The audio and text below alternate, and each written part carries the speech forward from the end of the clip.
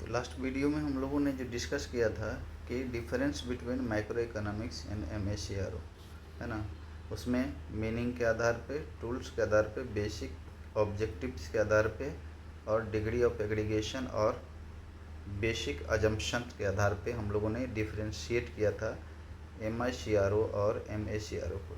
ठीक है, उसमें एक कॉन्सेप्ट जो बच गया था ये है, देखिए ये है कि देखिए अदर नेम यानी कि MICRO को क्या बोला जाता है और MACRO को क्या बोला जाता है। तो MICRO economics is also known as price theory, यानी MICRO को प्राइस थ्योरी भी कहा जाता है। MICRO को प्राइस थ्योरी भी कहा जाता है as it is primarily concern with determination of price of commodities and cost of production, है ना। जो कि प्राइमरली मतलब शुरुआती जो है ये किस पे से कंसर्न होता है। कंसर्न मतलब होता है संबंधित। ठीक है, कंसर्न मीन्स क्या होता है, कंसर्न मीन्स होता है संबंधित, है ना। तो ये जो MICRO है किससे संबंधित है, तो determination of price of the commodity and factor of production, यानी कि किसी भी कमोडिटी का जो प्राइस डिटरमाइन होता है उससे और फैक्टर ऑफ प्रोडक्शन से। इसके अपोजिट अगर हम बात करें MICRO के बारे में, MACRO के बारे में, तो MACRO is also known as income and employment theory. ठीक है, इसको क्या बोला जाता है, इनकम एंड एम्प्लॉयमेंट थ्योरी भी बोला जाता है as it is primarily concern with determination of level of income and employment, मतलब कि उसको इनकम थ्योरी भी बोला जाता है। किसको बोला जाता है, MACRO इकोनॉमिक्स को।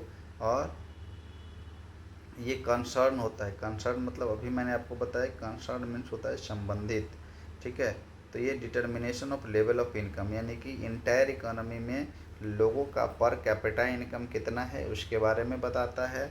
एम्प्लॉयमेंट स्टेटस क्या है इसके बारे में बताता है। पॉवर्टी का क्या हिसाब किताब है इसके बारे में बताता है ना। यानी कि जो कुछ भी बताएगा ये पूरे इकोनॉमी के बारे में बताएगा। ठीक है, सेकेंड जो लास्ट है, सबसे जो लास्ट है ये एग्जाम्पल है। एग्जाम्पल किसका, कि MICRO का जो एग्जाम्पल होता है इंडिविजुअल इनकम होता है ना। MICRO का जो एग्जाम्पल होता है ये इंडिविजुअल इनकम होता है, इंडिविजुअल इनकम होता है और इंडिविजुअल आउटपुट होता है ना। इसी तरीके से अगर हम देखें तो MACRO का जो एग्जाम्पल है ये क्या है, नेशनल इनकम और नेशनल आउटपुट, यानी कि ये पूरे नेशनल इनकम के बारे में बात करेगा और नेशनल आउटपुट यानी कि कितना भी प्रोडक्शन हुआ इसके बारे में बात करेगा, है ना। अब यहाँ पे जो क्वेश्चन उठता है कि need for separate theory of macro economics, यानी कि माइक्रो इकोनॉमिक्स में मतलब इकोनॉमिक्स में जो है ये क्यों ज़रूरत पड़ी separate theory of macro economics का, है ना। तो macro economics fell to the study of aggregates of the economy as a whole. हमने आपको पहले ही बताया है कि जब आप डिग्री ऑफ एग्रीगेशन की बात करेंगे तो इसका जो MICRO का जो स्कोप है ये लिमिट हो जाता है। लिमिट कैसे हो जाता है, तो ये किसी भी इंडिविजुअल के बारे में ही एक्सप्लेन कर पाता है ना। ये किसी इंडिविजुअल के बारे में ही एक्सप्लेन कर पाता है, individual market, individual demand, individual supply, इसके बारे में।